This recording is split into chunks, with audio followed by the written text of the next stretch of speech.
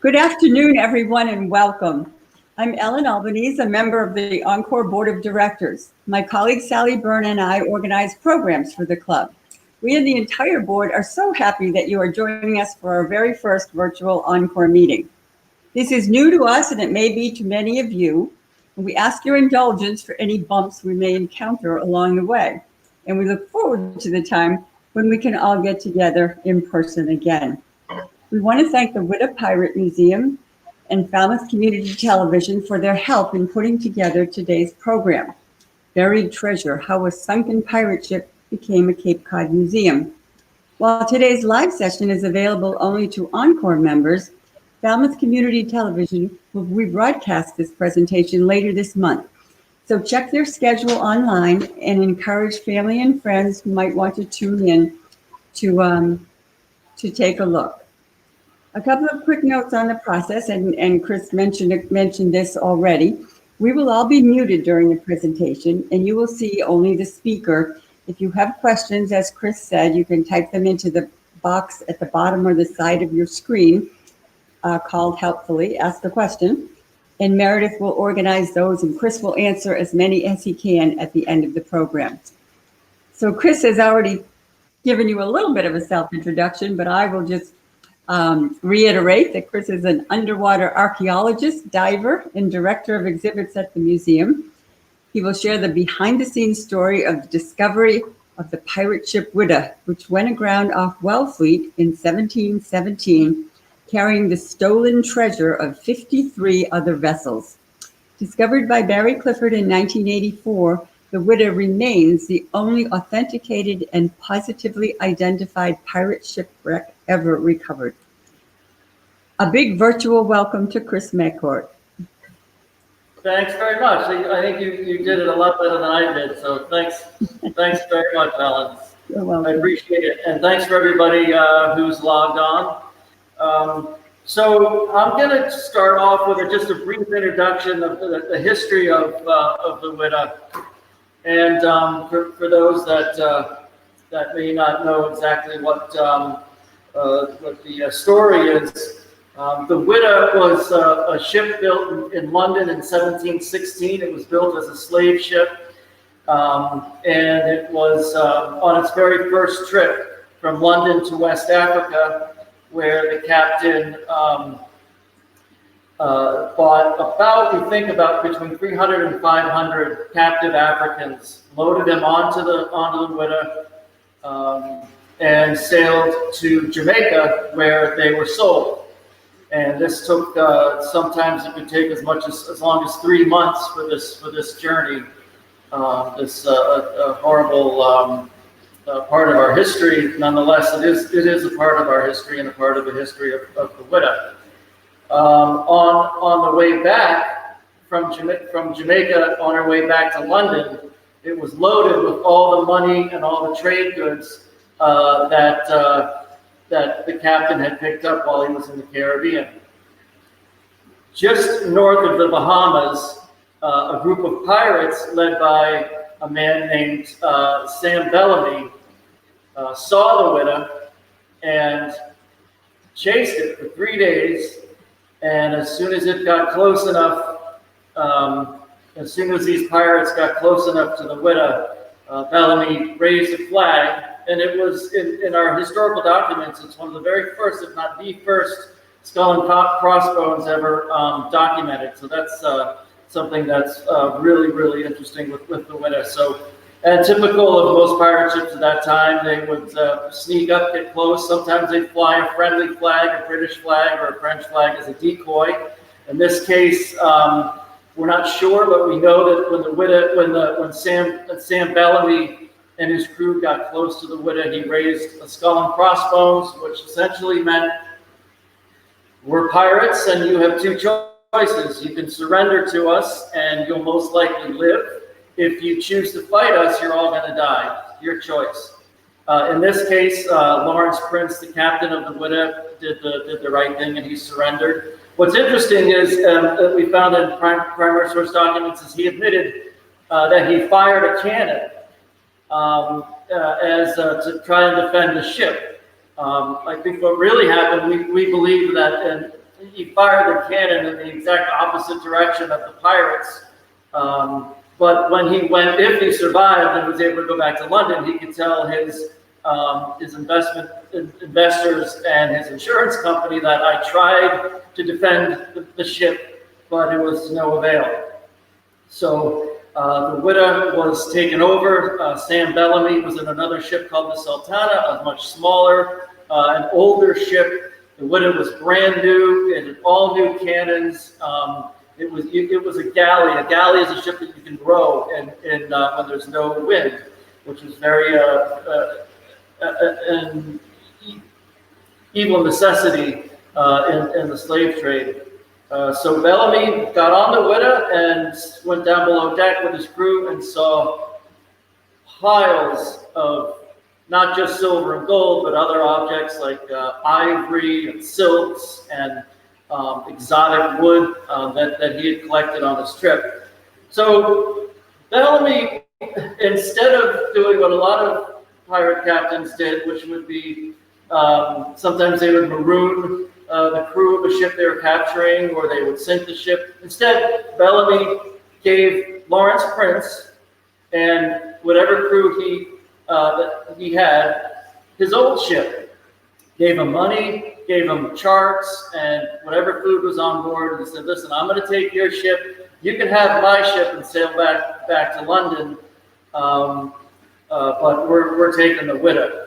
So that's how that part of the story happened. Now, Sam Bellamy was about 24 years old, born in Devon, England, and probably raised in Plymouth, moved to Cape Cod, Eastham, around 1715, probably just to get out of England. We know that he had a previous career in the British Navy, so he had a lot of experience as a sailor. Went to Cape Cod, met a young girl named Maria Hallett, or some people think her name was Mary Hallett, which makes a lot more sense. He fell in love with her. He was living in the same town as her and her family, and he wanted to get married, but her family did not agree that this penniless sailor would marry their young daughter. So he had heard about the Spanish fleet, the 1715 fleet of Spanish galleons loaded with hundreds of tons of silver and gold on their way from the New World, which would be Central America, back to Spain. And I think there was about 13 of these ships wrecked during a really strong hurricane off the coast of East Florida, which is why it's still today called the Gold Coast. So Bellamy, being up on Cape Cod, heard this story, and he had a family friend that lived in Rhode Island. His name was Paul Williams. So Sam got a hold of Paul Williams, who was an older guy and had some money. They put together, they got a ship together and a small crew, and they sailed down to Florida in hopes of treasure hunting of these Spanish galleons, in hopes of getting out to the reefs and collecting the gold and silver that was there, loading up their ship, sailing back to Cape Cod. Paul Williams would be able to retire. Sam Bellamy would be a wealthy man and be able to marry his girlfriend. That didn't happen. What happened was, when they got to Florida, they saw that the Spanish had already set up retrieval camps at every wreck site. So they had the local Indians that were retrieving the silver and gold and the bronze guns. So there was really very little they could do there. So they sailed across to the Bahamas, New Providence, which is Nassau today, which was just a pirate haven back then. There was hundreds and hundreds of pirates that, and just rogue sailors, people that had jumped ship or were just interested in what was going on, sort of in the dregs of society. Bellamy got to meet very well-known pirate named Blackbeard, Edward Teach. They became good friends. And another very, very successful pirate named Oliver LeBoux. So these guys all got together. They formed a society. They called themselves the Flying Gang, and these guys would take these small sailboats and they would sail across the straits to Florida, and they would raid these Spanish camps, and then they would sail back. It's pretty amazing stuff that they got away with. Eventually, Sam Bellamy was elected captain of the Sultana, which was a fairly good-sized ship. He was elected captain, which to us means that he was probably a very well-liked person, somebody that people looked up to, and someone that could take control of a group of mostly young men and start robbing ships. So in less than a year, Bellamy and his crew robbed approximately 53 or 54 ships. They took some of them, but mostly they would just catch up to the ship, and the captain of the ship would surrender because generally they didn't have much choice, and a lot of these ships were insured anyway. So Bellamy and his crew would take what they wanted, and then leave and sail on and capture another ship. And this happened over and over again until it was until they captured the Whydah, which was one of the last ships they captured. So they loaded all of their goods onto the Whydah, and this would have been I think January 1717, February, right around there. And they figured they had enough treasure to go back, to get out of the Caribbean before they got caught. So there was a flotilla of 3 ships. They went with the Whydah being the lead ship with all the money and 144 men on board. They sailed up the coast. They robbed a couple more ships, of course. They robbed pretty much, I think, every ship that they saw. Got close to Cape Cod, robbed another ship which was carrying 5,000 gallons of wine from Spain around 5 o'clock in the morning, just around Martha's Vineyard on the morning, 5 o'clock in the morning, April 26, 1717. So now you've got all these guys, about 180 of them altogether, but on the other ships, 144 on the Whydah. They captured this wine ship. Bellamy took the crew off a small wine ship, put them on the Whydah as prisoners, and put some of his men on the wine ship. They all started drinking the wine, of course. And as they were making their way around the Cape, storm that they were trying to outrun caught up to them. And around midnight, the Whydah was in a raging storm by now. We're not sure exactly what happened, but for some reason, the ship hit a sandbar. The Whydah hit a sandbar about 500 feet off the beach in Eastham, basically right where he was living, right where Maria Hallett was. Was it a coincidence, or did he do that on purpose? I don't think anybody really knows. But regardless, the Whydah hit this sandbar, 75, 80 mile an hour winds, 20, 25 foot seas. The ship capsized. It was very violent. One of the many thousands of objects that they were stealing were cannons, which weigh about 1,000 pounds apiece. So far, we've recovered over 50 cannons for a ship that was built to carry about 22 or 24.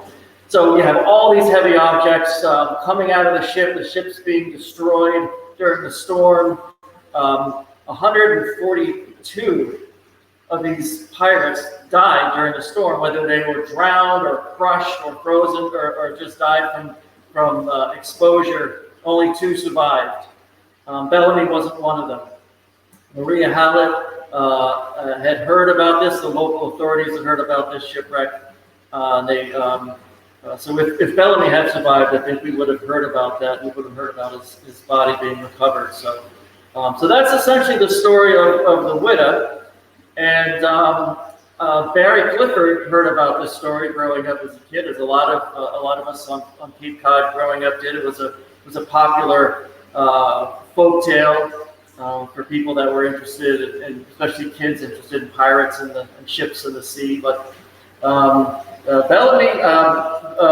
Barry had a real chance of finding the Whydah. He had spent a lot of time in Martha's Vineyard and other places locating shipwrecks and recovering shipwrecks. And he got a team together in 1982, and after 2 years of searching, 1984, they found their very the very first artifact, which was a cannonball located because they're iron. The reason people ask this a lot, why did nobody find the Whydah if it was so close to shore for almost 300 years? The reason is everything is buried in the sand. The sand in the area where the Whydah wrecked is very mobile. It's very loose, and it's if you dropped your car keys and if you were in the water up to your knees, you dropped your car keys and there would, for whatever reason, have your car keys, they would disappear. The further you dug down in the sand, the further those keys would go. It's the same idea with the Whydah, with all the cargo and the smashed up bits and pieces. So Barry used the technology at the time and found the area, and it was spread out. And in '85, he found the bell that said the Whydah Galley, and that's the very first pirate shipwreck. And to this day, really the only authenticated 100% pirate shipwreck ever found, and the treasure is still the only pirate treasure that's ever been found. And it is really amazing to see. Now, people ask when we're at our conservation lab here at the museum. It's great because we get to talk to the customers that come in, and they get to see what we're working on, because we're constantly working on artifacts. If we're diving, we're recovering artifacts, which we probably have another 10 or 15 years ahead of us with that. And if we're not diving, if we're off season, then we're working on the artifacts. We're documenting them and conserving them, photographing, drawing artifact cards. Here's an artifact card. Here we have approximately, I would say, 100,000 plus artifact cards going all the way back to 1984, the very first artifact. So we're still doing that today. In the lab here, we're working on smaller concretions that we can manage, and they vary from, I think the smallest concretion that I've ever seen is this little guy, and it had, let me see if I can get this right. I never do the first time. It takes me like 3 times. It had, after knocking the top off of it, if you can see, it's got this little spike in there. Okay, it's not silver, it's not gold, but it's a little iron spike, and it's just part of what we do as archaeologists and conservators. And this concretion protected this little iron spike because it's iron. Iron gets into salt water, and it produces a process called electrolysis in the water. And what that does is, as the iron is in the salt water, the iron starts to decay and disintegrate, and what comes out of the iron hardens up very quickly, and you get concretion. It's hardened up sand and stone around the iron, and whatever else happens to be near that iron. Now, that could be anything from coins, lead shot. It can be like in the case of John King, the little pirate boy that was on the ship. We have his leg bones, silk sock, and a little leather shoe. So the concretion process happens really fast, and we can even have organic material left over, so these concretions are little time capsules, and they're so important to our artifacts and how we can have such amazing things like silk and leather. This is an example. This is heavy. All of them are heavy because they have iron in them. So this is an example of a smaller, like an average size small concretion. It's got some stones on it, and we x-rayed this a little while ago. And there's a cannonball in here, and it looks like maybe 2 or 3 silver coins, like this. This is a typical Spanish 8 real silver. This one is from Bolivia, Potosi, 1693. And back then, this would be a lot of money. This would be worth about $500. A typical sailor, like a Spanish sailor back then, 300 years ago, would average about ½ real a day. That 1 coin is 8. So you kind of get that idea. So we bring up these concretions from the site. Now, some of them, we have about a dozen or more that weigh between 3,000 and 9,000 pounds. These are massive, huge concretions that we have in another facility in Brewster, and we can't X-ray those big concretions because they're just too dense. So we have no idea of the thousands of artifacts that are embedded in those concretions and protected. And we keep them in freshwater tanks, and that fresh water is either constantly changed or running through a filter system. The fresh water initially rinses the salts off of it, which is detrimental to pretty much everything, and then it protects these concretions from drying and falling apart.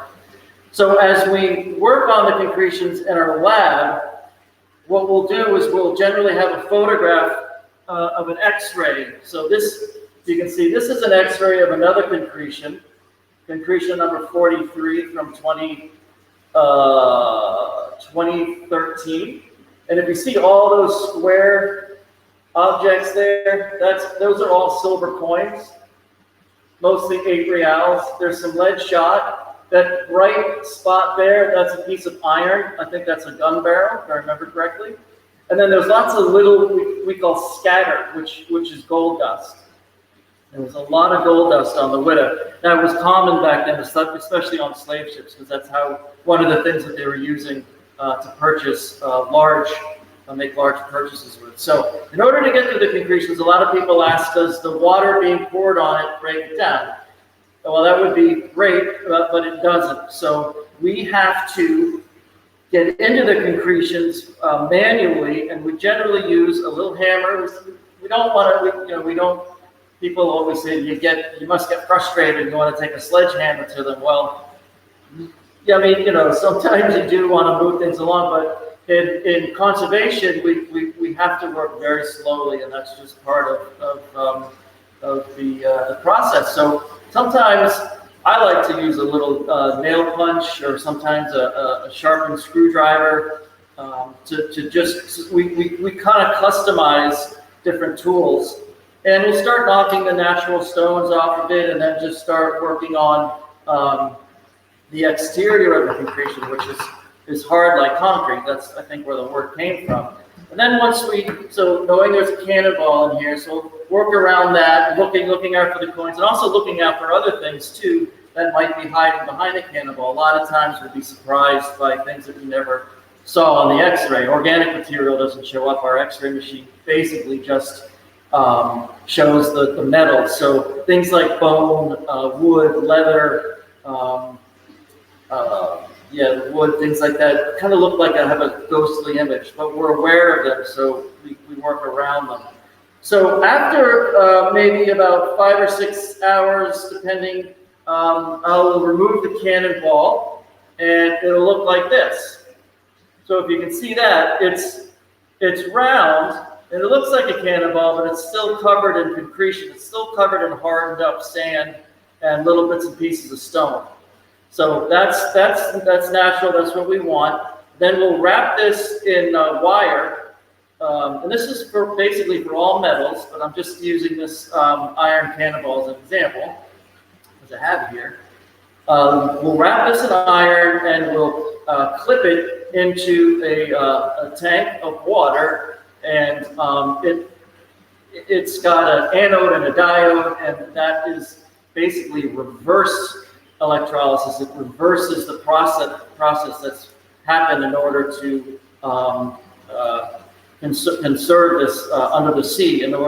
So the reverse electrolysis is an electric charge that slowly works on getting the concretion off, and it's also enhancing the iron. It's making the iron stable enough so that we can take it out of there and the air won't destroy it. But that could take 2 months, just for one cannonball. It takes about 2 months. A cannon, which is about maybe 900 to 1,500 pounds of iron, that can take about a year sitting in an electrolysis tank, trying to get it working with all that concretion, trying to slough that off. So when these would come out after about 2 months, then we'll very carefully now start chipping off the remainder of the concretion. That's where we get into smaller tools. We use a lot of dental picks. You can see this. It's kind of a horrible reminder of when we have to go to the dentist. We've got lots of them, and they make the same awful sound when you're scraping the concretion off, as it does when you're getting your teeth scraped. But that's what we do. It takes a lot of time, but we don't want to damage the artifact. That's the whole goal in order to get everything off. So after hours and hours and hours of deconcreting this, then we'll rinse it in fresh water over and over again. Let it dry. We let it dry for maybe a week or more to make sure that it's completely conserved, that the electrolysis, the reverse electrolysis, has done its job, and the iron is not fracturing or any signs of cracking. So after that, once we're sure that it's stable, we'll take the clean cannonball and we'll cover it with tannic acid, which I have a little batch of here. The tannic acid is basically it's crushed leaves. It's a natural product. It's crushed leaves, water, and I always get this word wrong, and I don't want to get it wrong because I'll say a word that I probably shouldn't say, but it's methanol. Methanol, it's 10% methanol, and that helps the tannic acid soak into the iron. So it's almost like putting primer on wood. The iron, the tannic acid soaks into the iron, and then after a couple of coats, we get this beautiful natural color. And then the last thing we'll do is cover it with Renaissance wax. It's just it's a light coating of wax that kind of takes the shine off of it and is the final part of the process to keep it protected. And boom, there you got it. There's a cannonball ready for exhibit. And we just finished another type of projectile. This is a split shot, bar shot. And it's got the tag on it. Everything has a number, an artifact number, and all the information on that. So we know where it was found. That's just part of good archaeology. You know where it was found, the day that it was found, the conditions of the sea, what we had for lunch, who was on board, everything. And again, that's just basically what archaeology is. So you can always have a record of where things were found, and that really helps put together the puzzle, because what we're doing with the Whydah is we're trying to put together a jigsaw puzzle that was basically thrown into a washing machine and tumbled around, and then we have to find everything. Everything's, like I said previously, everything's buried in the sand and scattered. Our permit area, which no one else is allowed to scuba dive on or do any kind of remote sensing on, is about a square mile. It's right off the beach in Wellfleet. And people always ask, well, what protects the site? And basically, it's the law, but also it's all the sand that's covering it. There's really strong currents, and visibility can be really, really poor. Generally, we're hoping for 2 to 3 feet of visibility, which would be great. A lot of times it's 6 inches. And there's also quite a few great white sharks now. I think there's about 170 tagged that cruise back and forth where we're working. So we try not to think about that too much. They're doing their thing, and we're doing our thing. So that's basically a conservation process. With this cannonball, in the concretion for this cannonball, there was this beautiful wooden handle. You can see that, but it's a wooden tool handle. It's got the tang here, which this was probably maybe a caulking iron or some kind of a chisel, but it was big, and you can still see the striations in the wood. You can still see where the maker of it had carved it into shape. And it's really, so you've got pirate treasure, right? You've got the silver and the gold, and then you have these everyday items. To us, they're just as important sometimes, and oftentimes more important than the treasure that we find. The workmanship on this is crude, but you see the little chamfer around the edge, just the care that this maker took in order to make this everyday object. Here's another tool handle. Here, this would be for an auger, like a drill, like a 300-year-old drill. So lots of tools on board the Whydah. So do we have any questions? Do we want to do questions yet? Or the other thing I'll talk about is people often ask, how do you know so much about the Whydah? How do you know that these people were on board? How do you know which ships the Whydah robbed? How do you know there was 4.5 tons of silver and gold on the Whydah when it wrecked? Where do you guys get all this information? What's, people, a lot of people ask that question very frequently, and it's history. It's doing research, and that's probably taken since the Whydah wrecked in 1717. Obviously, people were trying to get to the treasure,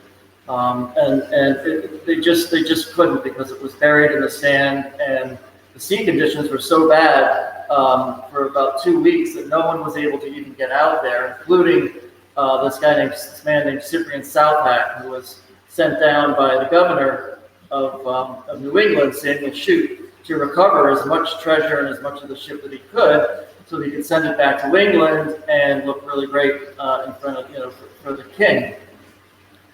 Primary source documents are how this information has been gathered over years and years and years.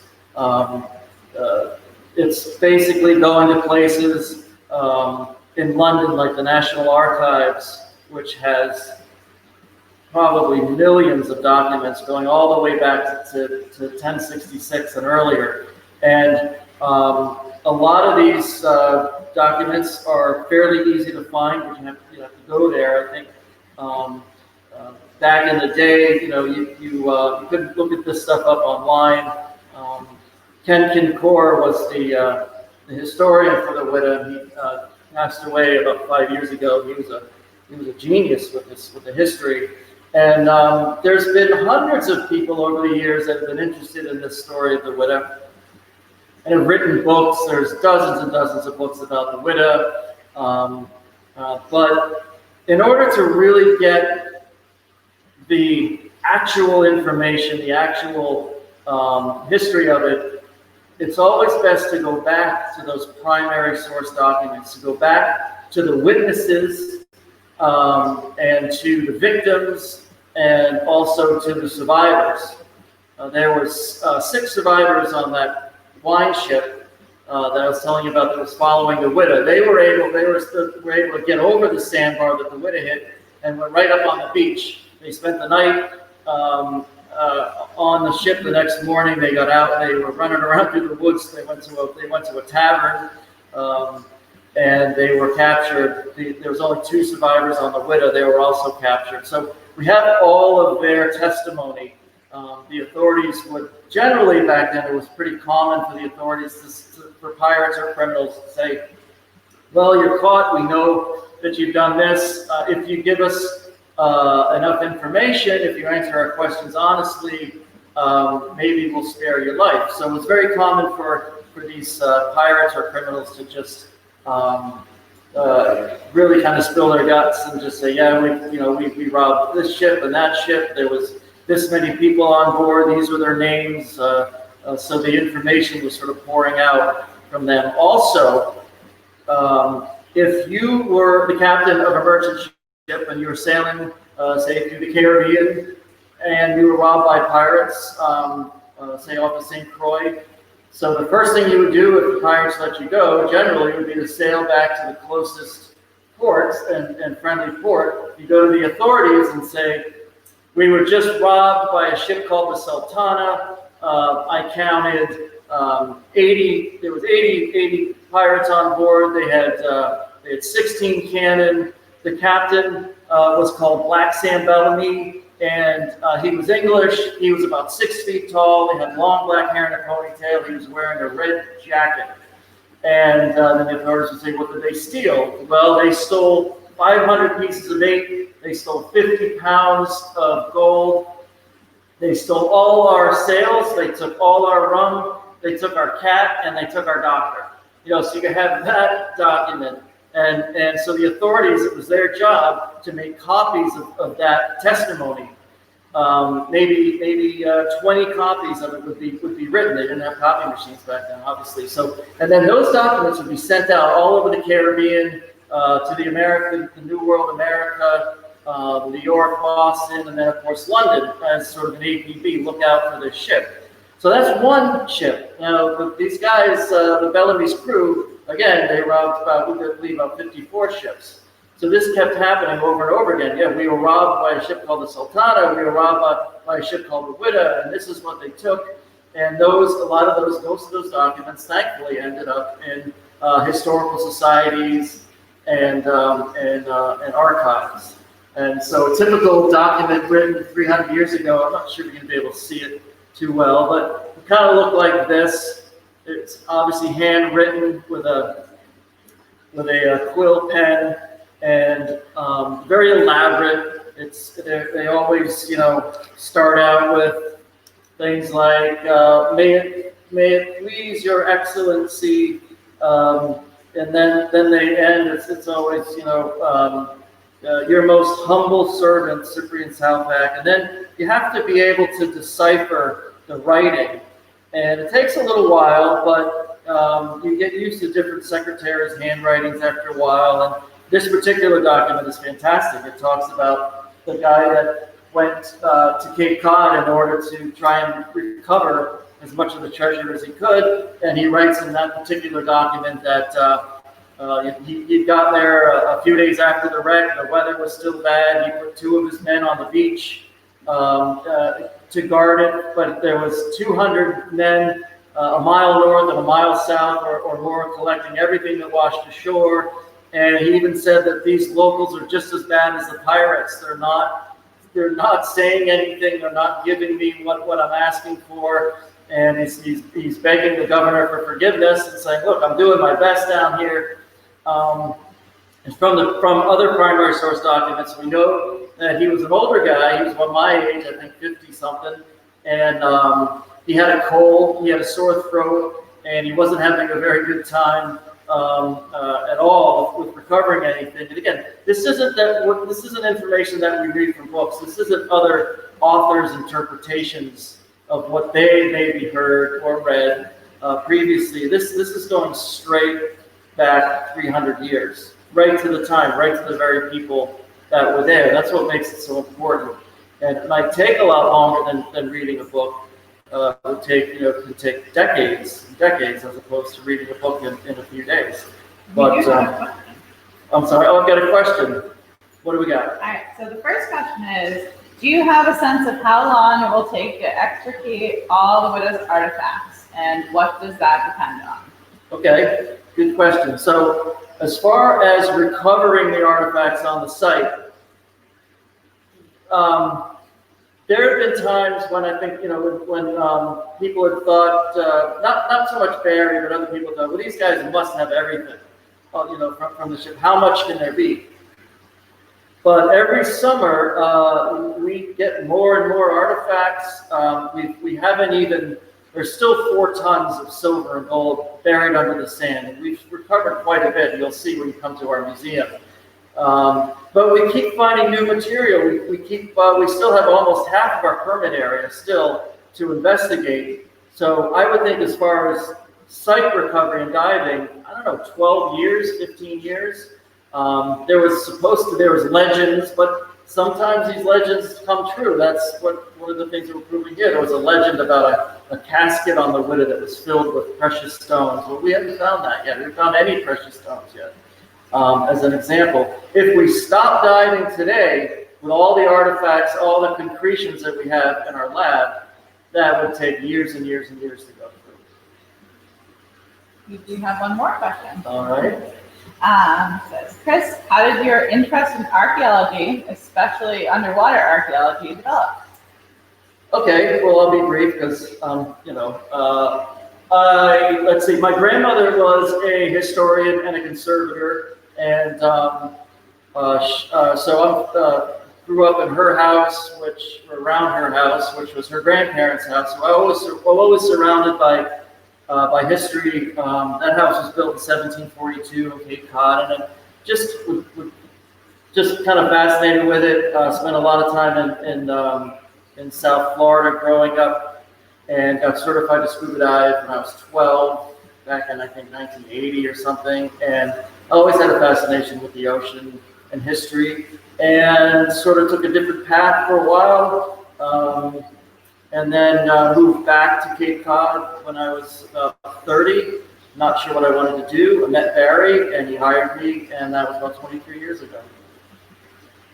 All right, we have another question. Okay, cool. More the merrier. Yes. If the Whydah folklore was so well known for years, are there other treasures known from history to be on Cape Cod coast but difficult to locate? If I told you, I'd have to kill you. Yeah, I think there is. There's legends of a ship off Chatham, but generally the Whydah is really the big one. There's a lot of investigation about the Vikings coming to Cape Cod and maybe what they had left behind. Sea captains, leaving the treasure that they had gotten overseas, burying it in their backyards, and then going off to sea and dying and never coming back. So I think the Cape is full of all different types of treasures and different types of stories. So it's up to you to do the homework. Yeah. So great. Those are cool. I love the questions. So anyway, so getting back to Cyprian Southpack, he was supposed to bring back his job was to bring back as much silver and gold and ivory and everything else that they knew was on board the Whydah, but being good Yankees, New Englanders, the locals just didn't say anything. In fact, from what we know, that a lot of them were just saying, "We have no idea what you're talking about. What ship?"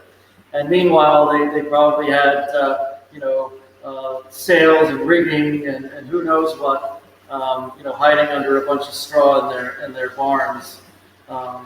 So those documents are they're incredible to read. They're difficult to read, but it really brings the history back to life for us. So we have that, and again, there's just thousands of documents that some people might think, well, it's kind of boring to read them, but it's really exciting. You just kind of have to get used to it. And there are some really good books out there about pirates and piracy, and especially about the Whydah. Barry's written 2 books about the Whydah that I highly recommend. They're really good. Give a lot of great history on that. And as far as detail goes, when it comes to conservation, as I was saying, we break apart these concretions. So I'll be chipping away at this one, knowing that there's a cannonball and I think 2 or 3 coins in here. They look like they're small silver coins.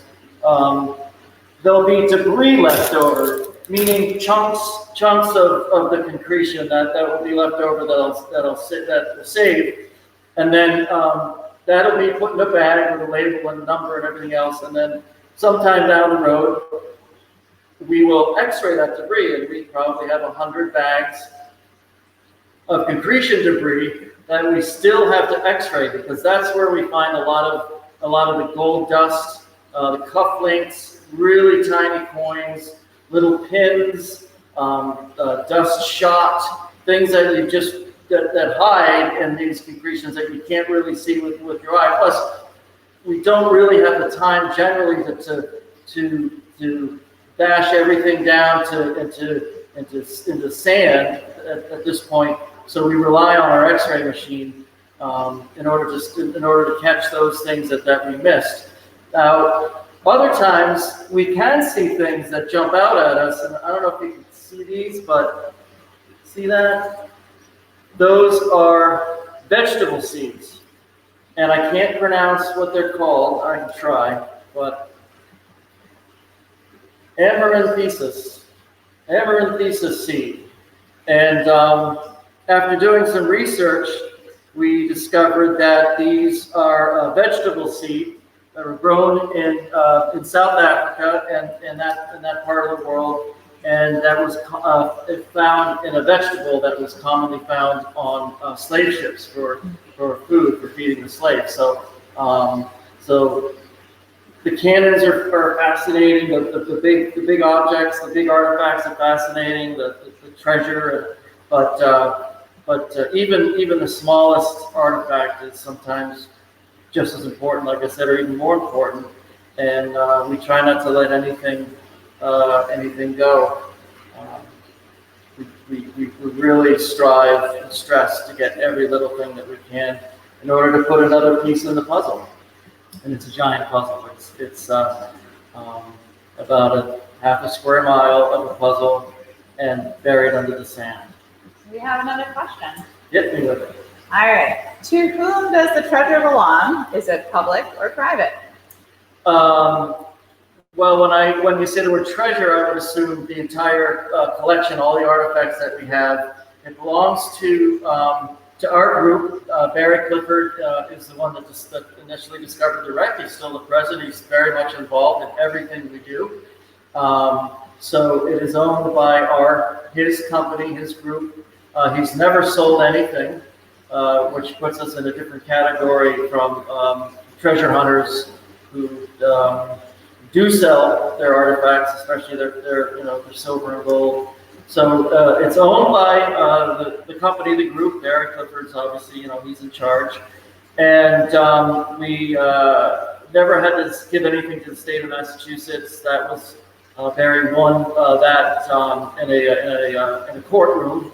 The state wanted, I think, 1/3 of what was recovered, and Barry was able to convince them that he would be able to do a better job than the state of Massachusetts conserving the artifacts and recovering them. And I'm 100% sure that he did. So thankfully, it all stays together. We have another question. What books about the Whydah would you recommend? I recommend any and every book about the Whydah. No matter what it is. Barry's written 2 books, The Pirate Prince, which came out, I think, in 1990. And then he wrote another book called Expedition Whydah, which I think came out around 2000. Now, those are great books. That's straight from Barry, from his perspective. So those are imperative to read those. But there's a lot of older books. There's books written in the 1930s and the 1950s that just even mention the Whydah. This Narrow Land is one of them. Edward Rowe Snow. His books from the 40s and 50s and 60s are fantastic, full of great stories and legends. And then Thoreau actually mentions the Whydah in his book Cape Cod. Yeah, I'd recommend maybe start with Barry's books and then go back and find whatever you can. We have quite a few of them in our gift shop too. If you want to come to the museum, and you can pick up a nice sweatshirt and a T-shirt and a hat too. I'd say that from there. We have another question. What will happen to the gold that was found? The gold. Well, we treat all the objects, all the artifacts just the same. We will treat the gold as carefully as we treat a cannonball. It's all the same to us. We don't sell it, so it's beautiful. You'll never see anything like it, and we have some of the rarest coins in the world. And some of our gold bars, when you see them here at the museum, you can see chop marks and them, cut marks, and they're broken up. You can see the pirates that were splitting them up so they could distribute it evenly. So the gold is very, very valuable, obviously, and we have to be very, very careful with that. But we treat everything with as much care as any other object. So we display as much as we can here. We have a beautiful display of it. And we have Opcon gold, we have the oldest collection of Opcon gold, which is beautiful jewelry made in West Africa. And you can see that's very, very fragile, but incredibly intricate. No idea how those people made that in West Africa 300 years ago. No eyeglasses, no electricity, no. It's amazing to see. So yeah, I hope that answered your question. All right. Last question so far is, Okay. Where is the museum with the artifacts located? The museum, we're at off Route 28 in West Yarmouth, right behind Captain Parker's. And I'm not quite ready to wrap it up, but I can tell you, I want to make sure I get it all right, because Meredith will be very upset if I don't. If you don't know, Meredith Cates is the one that runs this place. I just do what she says. And we're open every day. Right now, we're open every day but Monday, and we're open from 10 to 4. I recommend getting here early as opposed to later in the day. And reservations are recommended too, because of what we're going through with the COVID thing. We're being very careful with how many people we have in the museum. So you can do the reservations at discoverpirates.com, which I recommend. And also you can call, and that's 508-534-9571. And our hours will probably change as we get closer to the winter. And we'll see how we do as far as staying open. We'll stay open as long as we can. Right behind Captain Parker's, but I said it before. It's a nice, good place, good restaurant. I got to give them a shout out because they've been great to us. So anyway, I think trying to think what else I can throw at you. Our museum, I will say, it's really it's an exhibit that you won't see anywhere else in the world. It's blood, sweat, and tears from a lot of people going all the way back, to the early '80s with Barry and his crew and all the people that have worked on this project throughout the years. The best part for me, personally, the best part of this, and one of the reasons why I've stuck it out for so long is the people that are involved in the project, the people that have come and go over the years, and the people that are still around. A lot of local people. Barry's son is very much involved, and people like Jeff Spiegel has been involved for 30 plus years. A lot of local people. The camaraderie with our group is we're very tight. We've worked all over the world, places like Madagascar. We've been working in Madagascar for over 20 years. Found 6 pirate ships over there that we're in the process of identifying, and Haiti, Venezuela, Uruguay, and we all tend to travel together as a group, kind of like a fraternity. Maybe a little bit like the pirates, but I would think we're a little bit more honest when it comes to that. But it's quite a special thing to be involved with, and when you come to the museum and you come to the exhibit, I think you'll sort of get that feeling when you look at the artifacts and the care that's been taken over the years to conserve them and give them the proper life that they should have.